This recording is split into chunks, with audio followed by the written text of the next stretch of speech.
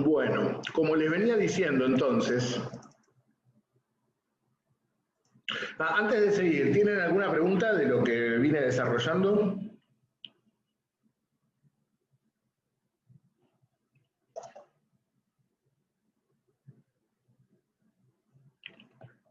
¿Nada?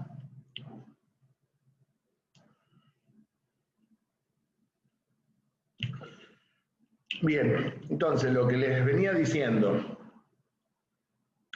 el debate por la política de carnes culmina de esta manera abrupta con el asesinato de un senador en pleno recinto de sesiones. Ahora, lo que tendría que haber sido un escándalo mayúsculo y ser plasmado en la prensa y que tendría que haber terminado con el gobierno de Justo, fue prácticamente ninguneado por la prensa grande de la capital.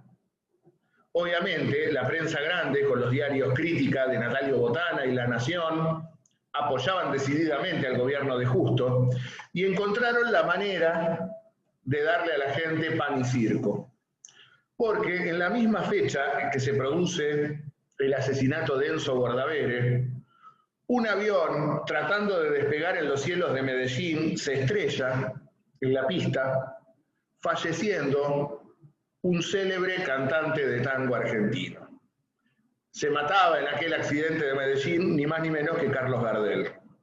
Por lo tanto, la prensa se dedicó día y noche a darle propaganda a todo lo vinculado al accidente de Medellín, a la muerte de Gardel, una amplia cobertura periodística, silenciando y dejando prácticamente de lado lo que había ocurrido terriblemente en el Senado de la Nación. En este sentido, como verán, Clarín tenía un gran antecesor, ni más ni menos que el diario Crítica de Natalio Botana. Un Natalio Botana, además, que era pariente político del presidente Justo. No me acuerdo si era el tío de la mujer o el primo de la mujer, por algún lado venía la relación entre Natalio Botana y el presidente Justo. Con lo cual, como verán ustedes, el debate no solamente se cortó de manera abrupta y delictual, sino que además ese delito tuvo un gran encubrimiento en la prensa grande.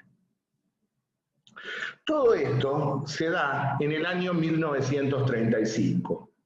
Y ese año 1935 marcará el retorno del radicalismo al sistema político. Finalmente, la conducción alvearista del radicalismo levanta la abstención y con esto el radicalismo vuelve a formar parte del sistema electoral, participará de elecciones de renovación de las cámaras y de gobernadores en las provincias, y ya habiendo presencia de legisladores radicales en el Congreso de la Nación, ahora sí saldrán aquellas leyes que venían en el paquete del Pacto Roca-Ranciman y que todavía no habían sido aprobadas.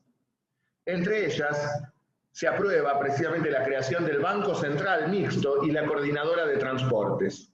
Ambas medidas promovidas por Federico Pinedo. Recuerden ustedes, Federico Pinedo, siendo senador socialista independiente por la capital, había pedido el golpe contra Irigoyen.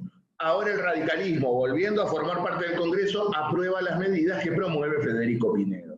Una cosa lamentable, la conducción alvearista del partido. Ahora vamos a analizar un poco estas instituciones que surgen. En primer lugar, el Banco Central, creado por Ley 12.155. Es un banco central que nace como una sociedad mixta con capital estatal y capital privado. Y esta institución va a tener a su cargo nada más ni nada menos que la emisión de la moneda, regular la política crediticia y sobre todo establecer el tipo de cambio. Es quien tiene en sus manos el tipo de cambio. Ahora, en su directorio de accionistas, en la asamblea de accionistas y en su directorio, perdón, se le otorga mayoría a la banca extranjera, principalmente vinculada a la banca inglesa. Y lo que va a asegurar esta ley es la independencia del Banco Central del Estado, pero la dependencia respecto de la banca extranjera. Es decir, se entregan los resortes de la política financiera y monetaria a la banca extranjera. Para que se den una idea, este proyecto de Banco Central fue elaborado por el presidente del Banco de Inglaterra, Sir Otto Niemeyer, y su propuesta había sido presentada a Sudáfrica y a la India. Tanto Sudáfrica como la India, en 1935, eran países integrantes del Imperio Británico, es decir, Sudáfrica y la India eran colonias británicas. Sin embargo, el Parlamento indio y el Parlamento sudafricano rechazaron este proyecto de Banco Central porque lo consideraban lesivo de sus intereses nacionales. Es decir, las propias colonias inglesas rechazaban este proyecto y nosotros lo aprobamos. Gestión de Federico Pinedo y con el apoyo del radicalismo alvearista en el Congreso de la Nación. Y en este sentido, la ley que estableció la creación del Banco Central, cuyo primer presidente, ¿saben quién fue? Raúl Prebisch, aquel que había acompañado la comitiva de Julio Roca en las negociaciones del Pacto Roca-Runciman. Hasta los cargos se repartieron en esa misión diplomática. Ahora, para asegurar la efectividad del Banco Central, se crea por Ley 12.157 el Instituto Movilizador de Inversiones Bancarias, que viene a reemplazar a la vieja caja de conversión.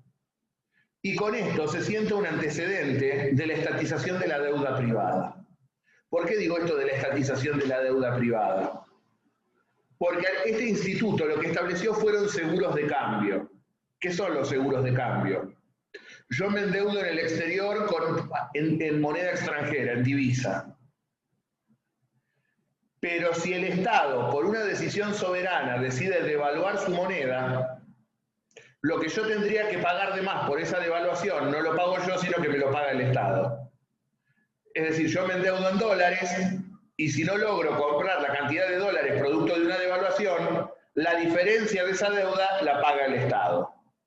Esto es precisamente lo que se conoce como seguros de cambio, con lo cual los grandes terratenientes y hacendados de la provincia y la burguesía comercial porteña se endeudaban en libras esterlinas afuera, con un tipo de cambio que luego era devaluado, y quien pagaba la deuda era el Estado. Luego, esto mismo sería hecho por el mismo Banco Central, presidido por Domingo Felipe Cavallo durante la última dictadura militar, en el último tramo de la última dictadura militar. Como verán, los liberales siempre son muy liberales para las ganancias y muy estatistas para las pérdidas. Cuando hay ganancias son todos capitalistas, cuando hay pérdidas ahí piden la presencia del Estado. Siempre lo mismo en este país. Y por otro lado también se crea, como les anticipé, la coordinadora de transportes. Como ya les había anticipado, los colectivos argentinos competían beneficiosamente contra los tranvías ingleses. Y se concluye con esta experiencia de los colectivos argentinos creando una empresa que englobe a todo el transporte, tranvías y colectivos, una empresa mixta anglo-argentina. El activo iba a estar integrado por los colectivos tomados a los propietarios como aporte estatal y los tranvías británicos. Es decir, las empresas de transporte argentinas ponían el capital material, es decir, ponían los colectivos. Y el capital económico o financiero iba a estar manejado en sus terceras cuartas partes por accionistas ingleses. Con lo cual los ingleses se quedan ya no solamente con los tranvías que eran de ellos, sino con los colectivos. Y son el árbitro de la plaza que fija el precio del transporte. Con lo cual se perfecciona el monopolio tranviario. Esto ocurre durante la década infame. Y vamos a llegar a la máxima expresión de esta corrupción terrible con los célebres contratos de renovación de la SIADE y la CADE. La SIADE era la compañía ítalo-argentina de electricidad y la CADE la compañía argentina de electricidad, que precisamente tenían a su cargo las concesiones eléctricas de la capital y del área metropolitana, lo que hoy denominaríamos el AMBA, el área metropolitana de Buenos Aires. Las concesiones otorgadas a dichas compañías vencían en el año 1957 y 1962 respectivamente, fecha en la cual el patrimonio de ambas empresas debía volver a manos del Estado. Sin embargo, se decide discutir la prórroga de las concesiones prácticamente 20 años antes de su vencimiento en el caso de la SIADE y 26 años antes en el caso de la CADE. Con lo cual, se van a prorrogar dichas concesiones hasta el año 1997 para la SIADE y el 2002 para la CADE respectivamente.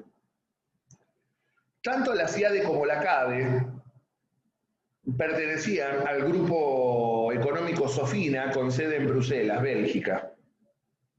Con lo cual se le otorgaba el monopolio en la concesión de la electricidad a capitales extranjeros. Y fíjense, le daban la concesión prácticamente hasta la finalización del siglo XX a una y entrado el siglo XXI a la otra. Y a su vez establece que los bienes debían quedar en manos de dichas empresas. Estas concesiones debieron ser votadas precisamente por el Consejo Deliberante de la Capital Federal y la Legislatura de Buenos Aires. Y como se supo después, como consecuencia de la comisión investigadora presidida por el coronel Martínez Conde, fueron sobornados los concejales radicales y conservadores, incluyendo al expresidente Alvear, que cobró la friolera de 100.000 pesitos, 100.000 pezuñas para Alvear. En este sentido, Alvear utilizó la plata del soborno para construir el Comité Nacional de la calle Tucumán. De allí que aquel comité, que es el que figura en la foto, se lo denomine Casa SIADE. Porque precisamente fue construido como consecuencia de la plata que pusieron las empresas para la prórroga de las concesiones eléctricas. Como verán, el convenio de carnes, el Banco Central, la coordinadora de transporte, la prórroga de las concesiones de la SIADE y de la CADE, un gobierno netamente entreísta al extremo. Sin embargo, no fueron todos lo mismo. Porque algún día el radicalismo va a tener que hacer una autocrítica de la participación que tuvo durante este periodo histórico. Sin embargo, hay un sector radical que no participó de todo esto, y que es lo que se conoció como el Grupo Forja, Fuerza de Orientación Radical de la Joven Argentina. Una agrupación de militantes radicales e intelectuales, lo más brillante de la intelectualidad de la época, formada entre otros por Arturo Jaureche, Homero Manzione, más conocidos por ustedes como Homero Manzi, Luis de Lepiane, Jorge del Río, Juan Bautista Fleitas, y cuya alma mater sería ni más ni menos que Raúl Scalabrini Ortiz. Raúl Scalabrini Ortiz, un hombre vinculado al radicalismo, aunque nunca fue militante ni afiliado directamente. Fue una excepción que se hizo en la Carta de Forja, porque para participar de Forja se requería ser afiliado radical. Sin embargo, Scalabrini nunca se afilió formalmente. Y este grupo Forja, tuvo una visión claramente irigoyenista en materia de política y economía, en materia de política internacional y de economía, y claramente antiimperialista. En efecto, en su manifiesto de fundación dice claramente: somos una Argentina colonial, queremos ser una Argentina libre. Y en este sentido produjeron una notabilísima obra intelectual, los célebres Cuadernos de Forja, donde precisamente se denunciaba la desvergonzada entrega del patrimonio nacional por parte del gobierno de Justo, apoyado por el radicalismo alvearista en el Congreso de la Nación. En este sentido, el foco duro de su oposición fueron obviamente la creación del Banco Central y de la Coordinadora de Transporte, y a su vez también, siguiendo la más cara tradición irigoyenista, se abogó por la nacionalización de los recursos naturales, principalmente el petróleo, y también de los ferrocarriles. Este grupo, precisamente, luego de producido el golpe de Estado de 1943, iba a apoyar al peronismo en las elecciones de 1946, porque claramente veía cómo la conducción alvearista del partido lo había convertido en un partido conservador más que abogaba por una democracia formal completamente vaciada de contenido. Ahora vamos a hablar un poco de cuando lleguemos a los prolegómenos del peronismo.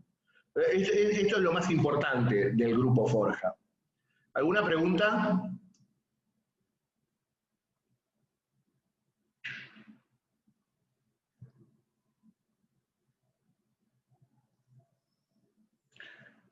Están todos con las cámaras apagadas. ¿Están ahí o se rajaron?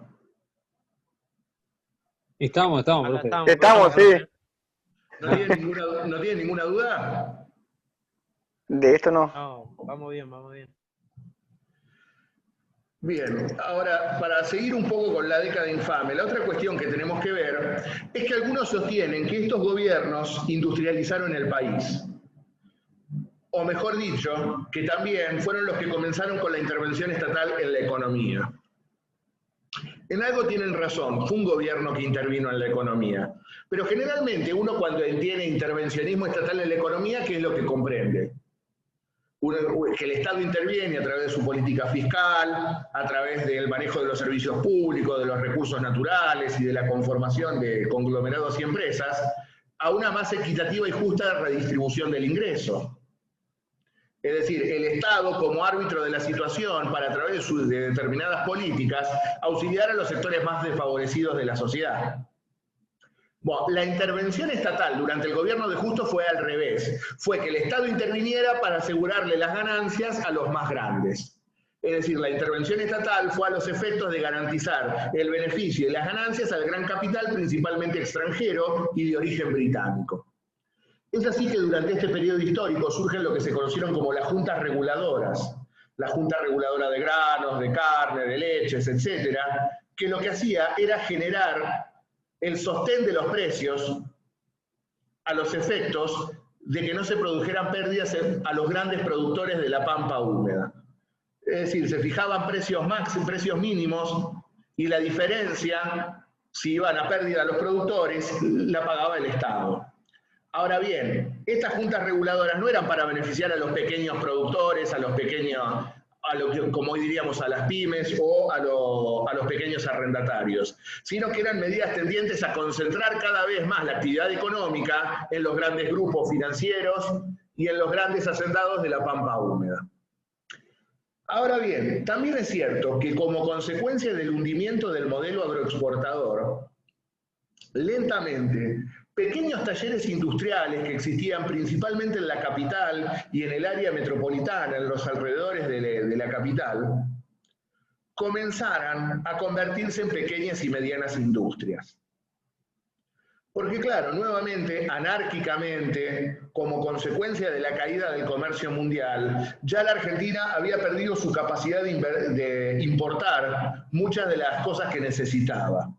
Como consecuencia de ello, lenta e incipientemente, producto de esa caída de las importaciones, no producto de una política estatal de favorecer a la industria, sino que como consecuencia de las necesidades económicas del momento, surgen pequeños talleres industriales que se irán convirtiendo en el correr de esos años en pequeñas y medianas industrias. Reitero, la mayoría de ellas ubicadas en el conurbano bonaerense y en la capital federal. Y a su vez también, frente a las políticas tendientes a beneficiar a los grandes productores de la pampa húmeda, dejando en la ruina y la miseria al interior del país, se va a producir uno de los fenómenos demográficos más importantes que tuvo el país en su historia. Un movimiento migratorio desde el interior hacia la capital y el área metropolitana. Porque claro, los pequeños productores expulsados del mercado como consecuencia del pacto Roca-Ranciman, hundidos en la miseria, desocupados y sin posibilidades de crecimiento económico, comienzan a migrar hacia la capital en busca de nuevas oportunidades. Y esos migrantes locales, esos pobladores del interior que comienzan a radicarse en el conurbano y en la capital, y que comenzarán a ingresar a trabajar en esos pequeños talleres industriales que se irán convirtiendo en pequeñas y medianas empresas, van a dar origen a una nueva clase obrera. A diferencia de la que hemos venido viendo a principios del siglo XX, aquellos viejos pioneros anarquistas, socialistas y sindicalistas, la mayoría de ellos extranjeros y que venían con ideologías de sus países de origen, irán formando una nueva clase obrera, un proletariado de neto corte argentino. Esta clase obrera, producida como consecuencia de esta migración del interior hacia la capital y alrededores, dará origen precisamente a una clase social, a una clase obrera, que como consecuencia de las políticas aplicadas por los gobiernos conservadores, frente a la abdicación del radicalismo como partido popular convirtiéndose en un partido conservador más, y la inoperancia del Partido Socialista, más pendiente de lo que pasaba en Europa, de lo que pasaba acá, esa clase social, veremos, se encontrará huérfana de representación política. Y esa clase obrera será la que apoyará, como consecuencia de las medidas adoptadas desde la Secretaría de Trabajo y Previsión Social a partir de 1943, a cargo del coronel Perón, la base de sustentación popular de lo que será el peronismo. La historiografía antiperonista, la historiografía gorila, suele decir que el peronismo hizo ingeniería social, que trajo a trabajadores del interior y los insertó en el país. Eso no es así, eso no es verdad. El gran proceso migratorio se produce precisamente durante la década del 30 y como producto de las políticas económicas adoptadas por los gobiernos conservadores. Y sí, cobrará protagonismo político luego de los sucesos del 17 de octubre de 1945. Esto es lo que quería mencionar, porque uno dice, los conservadores industrializaron el país. ¿Qué van a industrializar esto si tienen vacas y pasto en la cabeza nada más? Eran incapaces de concebir la industrialización del país. Para ellos la patria pasa por la tierra y el campo y el modelo agroexportador. Es como consecuencia de las desigualdades y asimetrías de crecimiento económico que se genera entre la pampa húmeda y el interior, que se produce este proceso migratorio y que formará una nueva clase obrera en la Argentina. Pero me estoy adelantando. Lo cierto es que con todas estas cosas que hemos visto, vamos llegando hacia el final de la presidencia de Agustín Pedro Justo. El mandato terminaba en 1938, las elecciones debían llevarse a cabo en el mes de febrero de en el mes de noviembre de 1937. Y obviamente los grandes contendientes será la fórmula de la concordancia y por otro lado la recientemente restablecida Unión Cívica Radical. En este sentido, la concordancia va a postular el binomio integrado. La concordancia vuelve a ser alianza entre liberales, conservadores, antipersonalistas, socialistas independientes. Postula la candidatura de quien había sido el ministro de Hacienda, el último ministro de Hacienda de Justo, me refiero al doctor Roberto Marcelo Ortiz, un hombre que provenía de las filas del radicalismo antipersonalista, precisamente, y un tipo que fue elegido candidato a presidente en la Cámara de Comercio Británica de Buenos Aires. En un banquete en la Cámara de Comercio Británica de Buenos Aires, el presidente de la Cámara de Comercio Británica, bueno, digo, nos gustaría que el próximo presidente argentino fuera el doctor Ortiz. Y Ortiz, que estaba presente en ese banquete, dijo, sí, yo acepto. Así es como fue ungido candidato Ortiz. Ortiz, que era abogado de la Unión Telefónica de capitales norteamericanos, y a su vez también otro de los abogados de los ferrocarriles británicos. Por otro lado, el radicalismo iba a proclamar la fórmula encabezada por Marcelo T. de Alvear y el dirigente santafesino Enrique Mosca, que contaría con la adhesión del Partido Comunista, con lo cual ahí se entiende también, podrán entender ustedes, porque la clase obrera argentina no es de izquierda. El Partido Comunista argentino apoyando a Alvear, un tipo más aristócrata y antiobrero que Alvear, dudo que exista, y el Partido Comunista apoyaba a Alvear, una cosa incomprensible. Lo cierto es que se llevan a cabo las elecciones en el mes de noviembre de 1937, elecciones escandalosas, el fraude más grande de la historia argentina, porque en el 31 por lo menos dejaron que la democracia progresista ganara en Santa Fe, los socialistas en la capital, acá nada directamente, se intervino federalmente Santa Fe, fraude en Capital, fraude en Buenos Aires, y de este modo se impone entonces la fórmula de la concordancia, encabezada por Roberto Marcelo Ortiz. Y el 20 de febrero de 1938 se inicia la presidencia de Ortiz. Y como bien les he adelantado, Ortiz llega a la presidencia apoyado por los ingleses. Ahora, piensen ustedes en la fecha, 1938. ¿Qué le sugiere la fecha? Segunda Guerra Comienzo de la guerra. Más cerca. Exactamente, nubes de guerra se cernían sobre Europa. Estábamos cerca del estallido de la Segunda Guerra Mundial. Y en este sentido, los ingleses, que no son tontos, ¿qué es lo que ven? La guerra era inexorable, ya en el año 1938 precisamente Hitler se iba a anexar Austria, se anexaba la zona germanoparlante de Checoslovaquia, la zona de los Sudetes, y estábamos a un año de que invadieran Polonia, ya la guerra se sentía, se olfateaba. Y los ingleses obviamente necesitan garantizarse la proveeduría de carnes durante el conflicto, pero también ven que en caso de que necesiten de que la Argentina ingrese a la guerra en el bando inglés, para entrar en la guerra necesitan que el país tenga una democracia fuerte, una democracia sana. Y en consecuencia, mal podía hablarse de una democracia sólida para que la Argentina pudiera ingresar a la guerra con un régimen sostenido por el fraude electoral. En consecuencia, ¿qué es lo que le exigen los ingleses a Ortiz? Que sanee el sistema electoral, que termine con el fraude. Esto explica por qué el gobierno de Ortiz, que había sido el gobierno más fraudulento de la historia en cuanto a su llegada al gobierno, en las elecciones más ilegítimas de la historia argentina, porque este mismo gobierno que llega de este modo es el que pretende purificar el sistema. Y porque precisamente son los ingleses los que pretenden purificar el sistema. En este sentido también, esta idea de Ortiz de tratar de purificar el sistema electoral es lo que genera que un radicalismo que se encuentra en estado de descomposición comience a acercarse al presidente.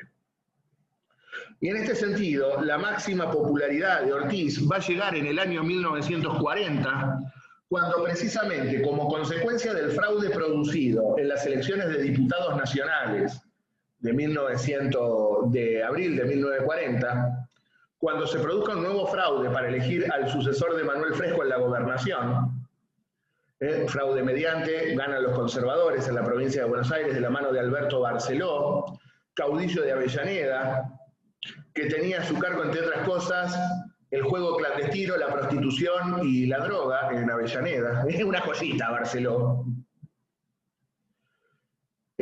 Ortiz decide intervenir la provincia de Buenos Aires. Y meses más tarde intervendrá la provincia de la cual provenía el vicepresidente, el conservador Ramón Castillo, que era Catamarca. Con las intervenciones de Buenos Aires y de Catamarca, Ortiz en cierto modo se convierte en el bueno de la película que tiende a purificar el sistema electoral. Los radicales lo aplauden porque ven que si el sistema se purifica, ellos serían los principales beneficiados. Sin embargo, Ortiz va a tener dos grandes problemas allá por 1940. En primer lugar, va a estallar el escándalo de la venta de tierras del Palomar. Las tierras del Palomar de Morón, donde hoy se encuentra la base aérea, las adquirió el ejército argentino en aquel momento. Y para que se den una idea, pónganle que la tierra, el metro cuadrado de tierra valía 10 centavos. Bueno, el Estado las compra a 2 pesos, para que se den una idea el desmanejo que se produce. Con lo cual queda muy afectado Ortiz por este escándalo. No se sabe si él estuvo implicado directamente o no, porque el 22 de agosto de 1940 se ve obligado a delegar el mando en el vicepresidente, porque tenía diabetes, Ortiz, y producto de su diabetes sufre un desprendimiento retinal que lo deja prácticamente ciego allá por 1940. Con lo cual no fue posible investigar el negociado, porque había que investigar a la persona del propio Ortiz, y la oposición consideraba indigno someter al presidente en estas condiciones a una comisión investigadora. Y como ya les digo, en agosto tiene que delegar el mando en Castillo. y renunciaría definitivamente en junio de 1942 Ortiz. Ahora, cuando delega el mando en agosto del 40, Castillo se comportó prácticamente como si fuera un presidente de iure. En este sentido, renovó el gabinete y gobernó como si él fuera el presidente con todas las de la ley, cuando en realidad era vicepresidente en ejercicio del Poder Ejecutivo. Sin embargo, se manejó como si fuera el presidente. Y en este sentido, Castillo dio marcha atrás con esta política que había iniciado Ortiz de saneamiento del sistema electoral. Ya estábamos en pleno estallido de la Segunda Guerra Mundial. Con Ortiz habíamos mantenido la neutralidad. Durante el gobierno de Castillo también se va a mantener la neutralidad, aunque con otras características. Luego vamos a hacer una clase especial con lo que fue la política argentina de cara a la Segunda Guerra Mundial. Lo que sí podemos mencionar que hubo algunas obras tendientes al nacionalismo económico con Castillo, como la creación de la Flota Mercante Nacional y la creación de la Dirección General de Fabricaciones Militares para favorecer el desarrollo de la siderurgia, que estuvo en manos del teniente general Manuel Savio. Y a su vez también revocó algunas concesiones que estaban en manos de los británicos, como la del puerto de Rosario y la Compañía Primitiva de Gas. Ahora, lo cierto es que en el momento, llegando ya a la década del 40, el sistema político estaba completamente deslegitimado, el sistema político en general se encontraba en plena descomposición.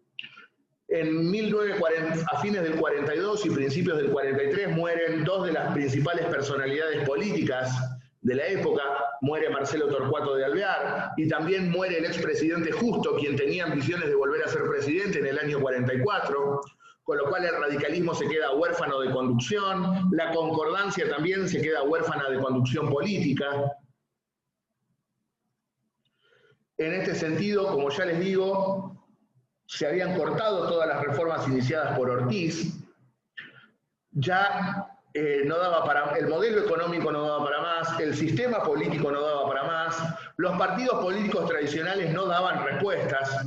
Como ya les digo, hay una nueva clase obrera que ha surgido, que se encuentra huérfana de representación política, sin timón político, sin brújula política. Y en este contexto, precisamente cuando ya nos encontramos en el año 43, se empieza a hablar de la renovación presidencial. El mandato de Castillo terminaba en el año 44, debían producirse las elecciones en el mes de noviembre del año 43. Y en este contexto, precisamente, Castillo propone como candidato a presidente al ex gobernador de la provincia de Salta, Robustiano Patrón Costas, fiel exponente y representante de la Argentina agraria, violenta y golpista. Era un empresario azucarero y tabacalero de Salta, dueño del célebre ingenio San Miguel del Tabacal. Y Patrón Costas era un anglófilo hecho y derecho, quien en manifestaciones públicas sostiene que de ser presidente haría ingresar a la Argentina a la guerra dentro del bando aliado. No es casualidad entonces que precisamente el día que debía reunirse la convención del Partido Demócrata Nacional, que postularía a la candidatura de Patrón Costas, los sectores nacionalistas del ejército den un golpe de Estado. El 4 de junio de 1943 se produce un golpe de Estado.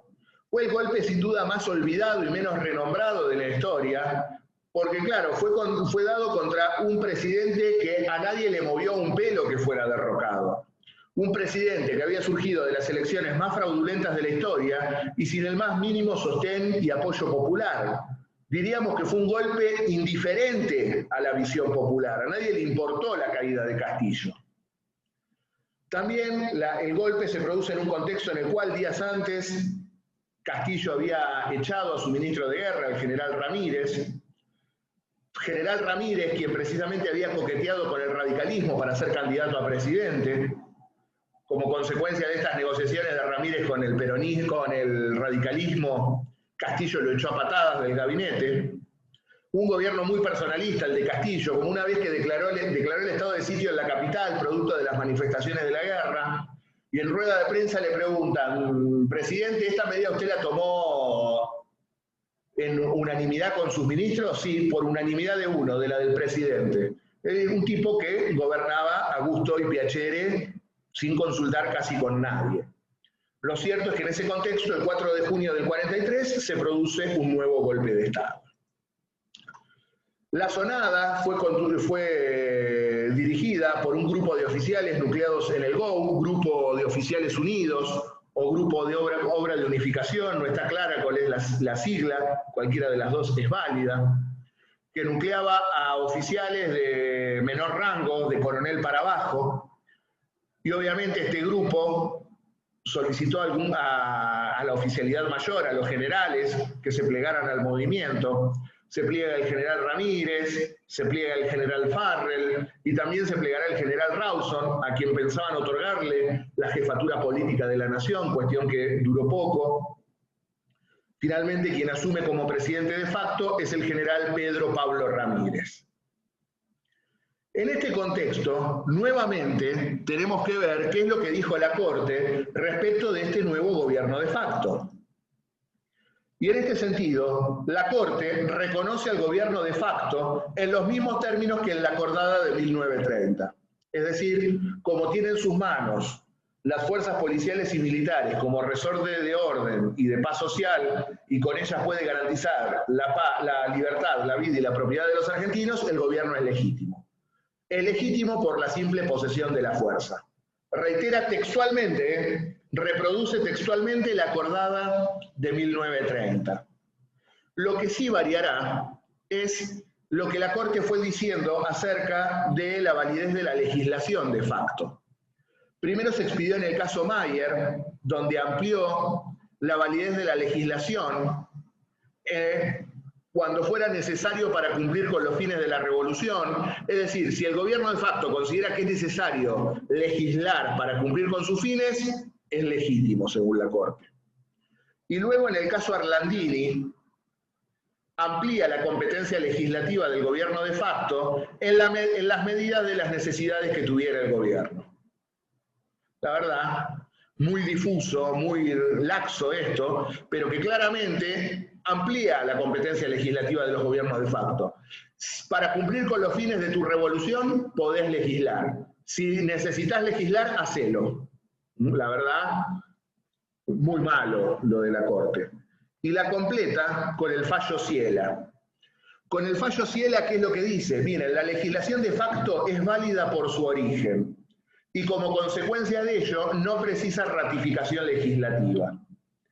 Terrible lo que dice acá la Corte. La legislación de facto es válida por su origen. Es decir, que reconoce la plena potestad legislativa de un gobierno de facto. Y a diferencia del caso Malmonje, cuando decía dura lo que dura el gobierno de facto, luego necesita ser ratificado por el Congreso, acá es al revés. Mantiene plenamente su vigencia, salvo que el Congreso luego la derogue expresamente. Esto es lo que sostuvo la Corte en el caso Sciela, reconociendo la validez de las facultades legislativas del gobierno de facto. Con esto terminamos la clase de hoy. ¿Alguna pregunta con respecto a esto?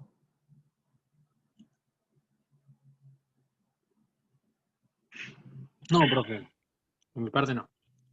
Para leer el tema de la doctrina de facto también tienen un trabajo del titular, del doctor Marucci, donde brevemente analiza en cada golpe de Estado qué es lo que dijo la Corte con respecto a la validez de los gobiernos y de la legislación. Lo pueden leer de ahí y lean el texto que les dije de San Martín respecto de la acordada del 30.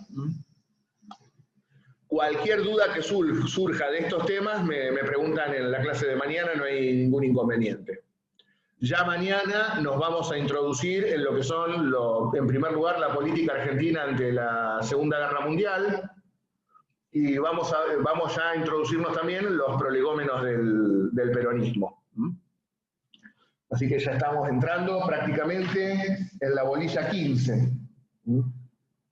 Nos queda solamente un puntito ahí de la bolilla 14 y ya entramos en la bolilla 15.